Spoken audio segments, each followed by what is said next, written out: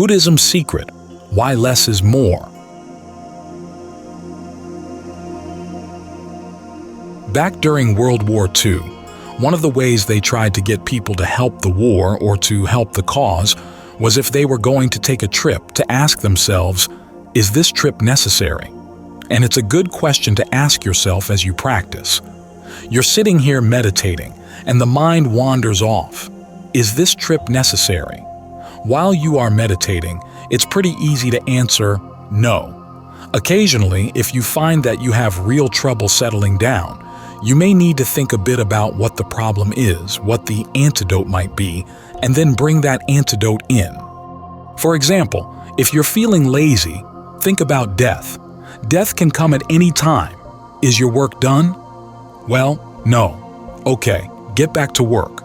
When you're feeling discouraged, think about all the members of the Sangha in the past, all the monks and nuns who were going crazy one way or another. There's a story about a monk who said he hadn't experienced a finger snap worth of stillness in 30 years, and he was ready to commit suicide. But he suddenly came to his senses and became an arahant. There was a nun who was kept running amok, as she said, out of her hut, but finally was able to settle down. We have no idea what their issues were, but at least we're not to the point where we're running amok here or contemplating suicide. So we're not nearly as bad off as they. If they were able to pull themselves together, well, so can you. Then think about what you need to do to pull yourself together.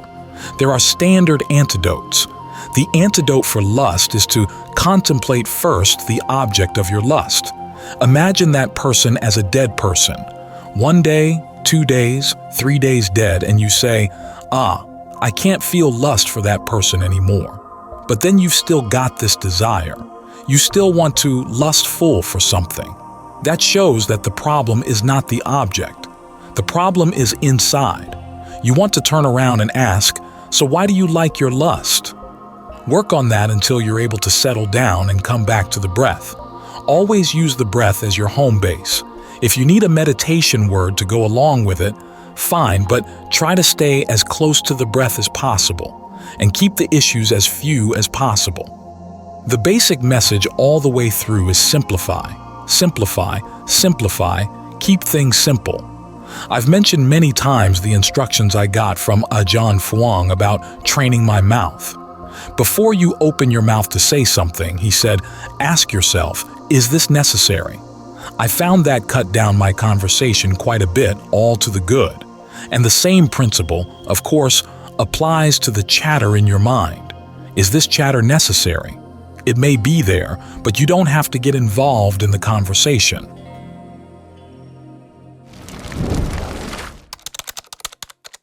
The wealth of simplicity. The basic questions you ask yourself are, this thing I want to say, 1, is it true? 2, is it actually beneficial? And 3, is this the right time and place for it? In a place like this where people are meditating, trying to keep their minds quiet, you want to say only things that are helpful and that disturb their peace of mind as little as possible. This way, as we pare down our own issues, we become less of a burden both to ourselves and to the people around us. Ajahn Fuang had another comment one time. He said, lots of times we think that when the mind has lots of thoughts, it's wealthiest. But no, actually, that's when it's poor. When the mind has only 1 or 2 things that it's thinking about, that's when it's wealthy. It can give those things its full attention. It is like an exotic fruit in the market. If there's only one piece of that exotic food, it's going to have a really high price. But if it's all over the market, it doesn't have any value anymore. So try to keep the value of your mind high, the value of your thinking, your actions, your thoughts, your words and deeds. Keep things pared down. Keep things simple. Try to have as few issues as possible because that's when you begin to see what the real issues are. A lot of our thinking is pretty much evasive action. You've got a big booming issue in the mind and you just don't want to face it. You don't want to take it on. So you find other things to do, other things to think about, other things to get worked up about. And of course, the big issue gets left undone. So when anything comes up, either inside meditation or in events outside, if you can find a way of making it as little an issue of it possible, okay, go in that direction instead of elaborating it. That's what it meant by papañca, the way the mind proliferates thoughts. These thoughts don't just go scattering out, they also come back and they attack you. The analysis is this. First, there's contact at the senses, and from the contact comes feeling. And all of a sudden, it's not just an event of feeling anymore. What one feels, one perceives. A person has come in now. You've identified a sense of who you are as the feeler, and then you become the perceiver, and then what you perceive, you start thinking about. Then all the categories of proliferation come back and attack you. Your thoughts of who I am, what I want, what I like, what I don't like. They not only attack other people, but they also come back and bite you. So when you see the mind proliferating like that, try to pare it down, pare it down, pare it down. Have as few issues as possible. That way, you can be light. Light on yourself, light on other people, light in both senses of the word. You're a shining example for yourself, and you don't weigh yourself down.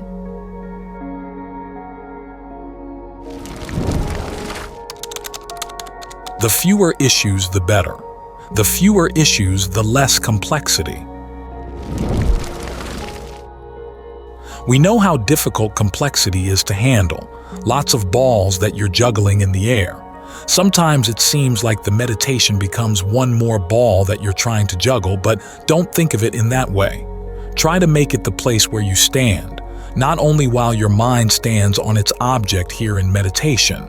That's the image they have in the Pali, aramana. It means basically a support, something you stand on, like the breath is your aramana.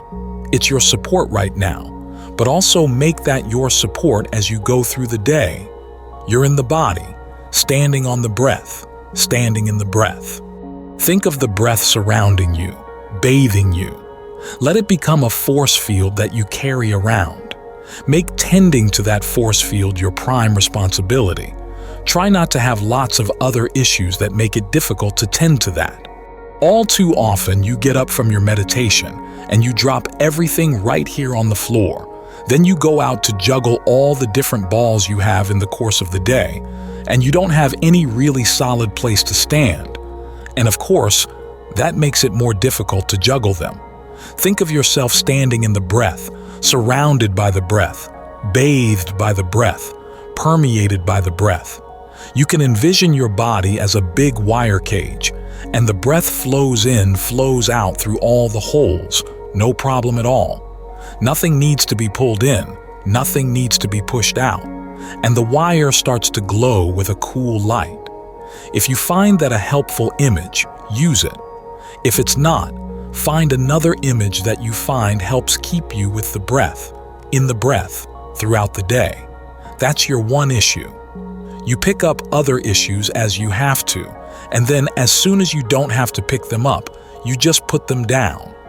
The fewer things you have to carry around, the wealthier you are. That way, it's easier to find harmony inside, easier to maintain harmony throughout the community, because each of us is trying to paring our issues down, down, down to be as simple as possible. Anything that doesn't have to become an issue, don't let it become an issue. Don't make it become an issue. Just keep it simple. That way, the really important things come to the fore, and you can deal with them straight on. Less is more.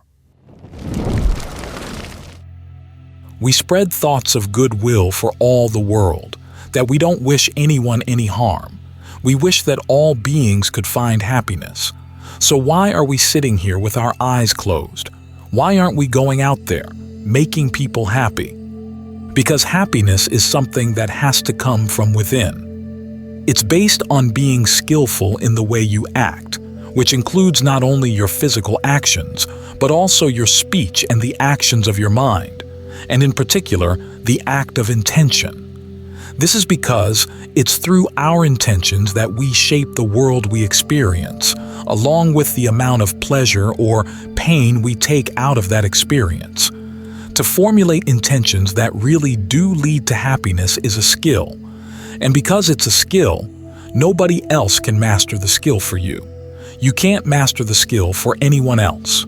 You can give other people advice. You can show them to some extent how to do things, but for them to find happiness requires that they take the issue of happiness seriously, that they learn how to be skillful in their approach to happiness. If you're going to give them reliable advice or set a reliable example, you yourself need to learn how to be skillful too. So, both for the sake of our own true happiness and for the true happiness of others, this is why we're sitting here meditating. We're training the mind to be very attentive, continually attentive to what it's doing, so that it can learn how to do it skillfully. This means that even though there is the quest for peace, the quest for stillness in the mind, it's not just peace and stillness for its own sake. It's for the sake of understanding what we're doing to cause suffering and what we can do to stop it. That's the purpose of our understanding. Last week I was teaching up in Canada, and the question came up, isn't the purpose of all this practice to find the ultimate truth about things? And the answer is no. We're trying to find a particular truth that's useful for a higher purpose, the purpose of true happiness. It's truth with a purpose. After all, there are many truths of the world. We can talk about how lasting things are, and in some ways it's true. We can talk about how ephemeral they are, and in some ways that's true as well. We can talk about the happiness in relationships, and there really is happiness in relationships. But we can also talk about the suffering in relationships, and there's a lot of that too. The question is, what use comes from focusing on which truths? Where do they lead you? Once, when I was first staying with a John Fuang, there was another young monk who had ordained at his fiancée's request. She wanted to make sure her husband had had some training as a monk before they got married. So he spent 2 weeks out there at the monastery and found that he liked the life of a monk a lot more than he had expected. When the night came for his parents and fiancée to pick him up and take him back to disrobe in Bangkok, Ajahn Fuang could sense that he was getting a little reluctant to go.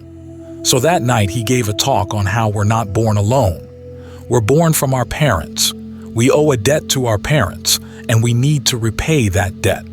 A few days later, I was beginning to get concerned about my own debt to my father, and Ajahn Fuang said, "When we come to this world, we come alone. Nobody comes with us. Nobody hired us to come." Two different truths, both true, and the question is learning how to use those truths properly in the right context. Which means that the uses of these truths are what's important.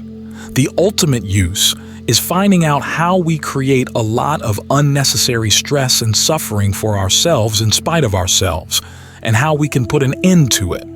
That's why we train the mind. To see this clearly, we have to get the mind still. Get the mind with one object, so it can settle down and have a good solid foundation that doesn't shift around all the time. The more you shift around, the less you see. You might think that the more territory you cover, the more sights, sounds, smells, tastes, and tactile sensations you'll see. But you don't see them clearly, and the memory of what you do see is very impermanent. When you try to gather up that kind of wealth, the wealth of memories and experiences, you find that it doesn't stay with you.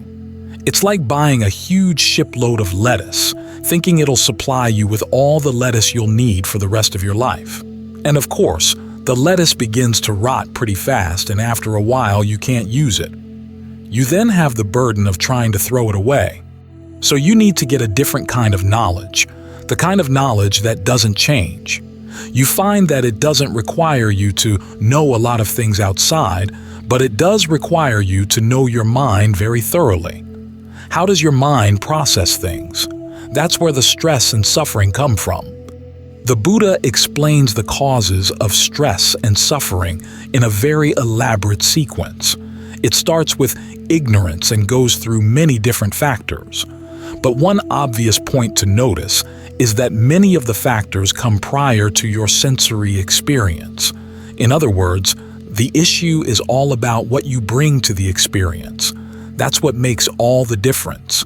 This is why we train the mind, so that it can bring the right qualities, the right intentions, the right attention, paying attention to where there's stress, and what can you do to put an end to it by focusing on what you did to cause it.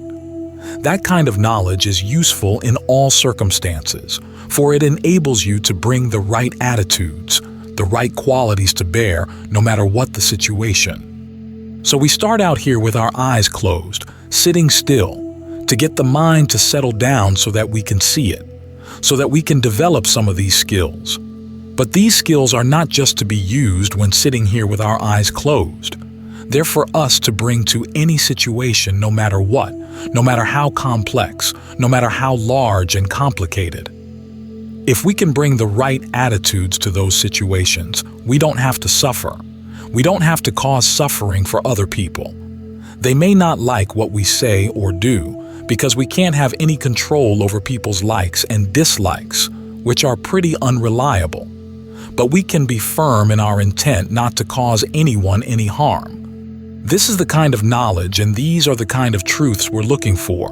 The truth of what you're doing right now. What is your intention right now? Is it a skillful intention? And skillful doesn't mean just good, because you can have good intentions for others, but you can also have a lot of delusion at the same time, in which case your intention is not really skillful. When you're looking for skillful intentions, you're looking for intentions that aren't founded on greed, aren't founded on aversion, and aren't founded on delusion. That's what you're working for. That means you have to start with something immediately present and really obvious, like the breath. Just be with the breath as it comes in. Be with the breath as it goes out. Part of the mind will complain that there's not much happening, but the more space you give to the breath, the more you see what's there.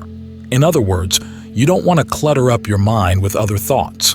You have to realize in this case that less is more. The fewer things you're thinking about, the more you'll see right here, right now. So, whatever other concerns you may have about your situation at home, at work, or the world outside, put those concerns aside for the time being. Be as fully aware of the body, as fully aware of the breath as you can right now. Think of the breath as a whole body process. It's not just the air coming in and out of the lungs. It's the flow of energy throughout the body, part of which is related to the flow of the blood and to the sense of aliveness in your nerves. Try to be sensitive to the whole body as you breathe in and breathe out. Notice if there's any tension or tightness in any part of the body. Allow it to relax. If there's a sense of nourishment and refreshment, allow that to expand. Ask yourself, what would be the most refreshing way to breathe right now? See how the body responds, and stick with it, trying to stay on top of the body's breath needs and providing whatever you sense it needs with each and every breath. Because it's in sticking with the breath that the mind develops some steadiness. Once your gaze is steady, it can begin to see other movements in the mind as they happen. But for the time being, you don't want to pay them any attention. You want to pay attention more to the movements of the breath. If there are any thoughts coming up, you can just let them go. Let them go. Let them go. Again, less is more. The fewer the thoughts cluttering up your awareness, the more you'll sense how the breath can fill the range of your awareness. The more sensitive you are, the more likely the mind is to settle down, to have a sense of ease and well-being right here, right now. Comb through any tangles of tension in the body, any knots of blockage in the breath. The more demanding you are in not allowing the tension to stay, the more subtleties you'll see. It's like being the princess who couldn't even have a pea under many mattresses. The difference here being that if you sense any little peas under the mattress, you take them out. That's the work at the beginning of the meditation, ironing things out, smoothing things out, asking questions about the breath. What kind of breathing would feel good now? And what would feel good now? Because sometimes you can breathe in a way that stays steadily the same for long periods of time, and the body feels fine. At other times, one type of breathing might feel good for a couple breaths, and then not so good with the next breath, so you've got to change.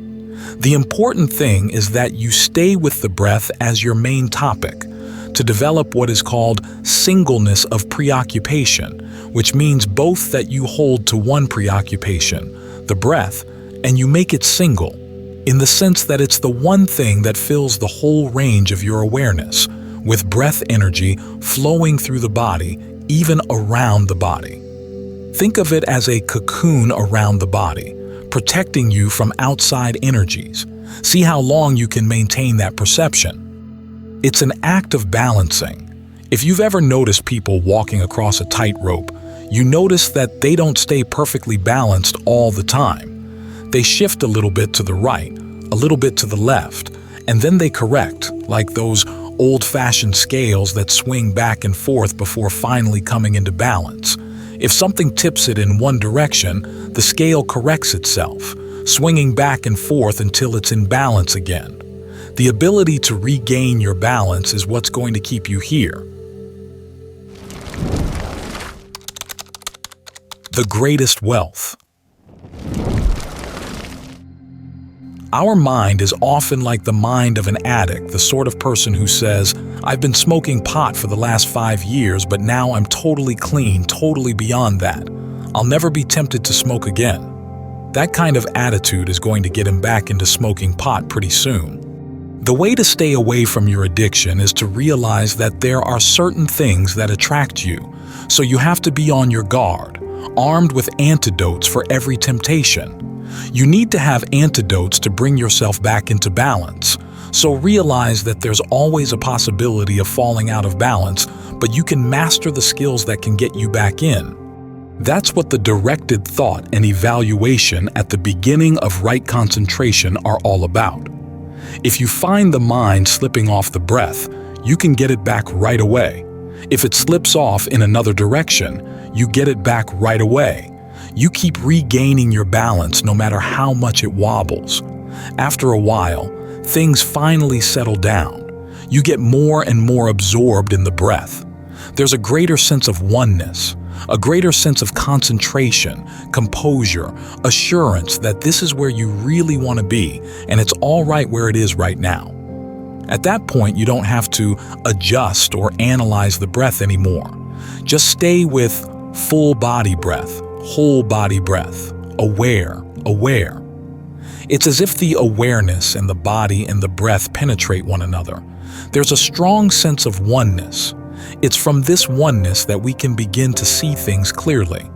The important thing right now is just to make sure that your foundation is strong and that you do whatever is needed to maintain and regain that sense of balance. You may find the mind going into its old habits of trying to gather up this, gather up that, so remember, less is more. Just the breath. Just the breath. You don't need anything else. If you give a lot of attention to the breath, you begin to see its potentials and can take advantage of them. You find that a sense of ease and well-being with the breath can do a lot more for you than any amount of status, material gain, praise, outside pleasures, any of the ways of the world. A sense of ease and well-being that come from within. This is really all you need because it fully nourishes the mind right now. A well-nourished mind gives rise to more mindfulness and ultimately to the knowledge that can put an end to defilement, which is an even greater example of the case that less is more. The fewer your defilements, the more freedom you have. As the Buddha said when he gained awakening, he dwelled with an unrestricted awareness, free from any attachments, free from any constriction. It's the greatest wealth there is.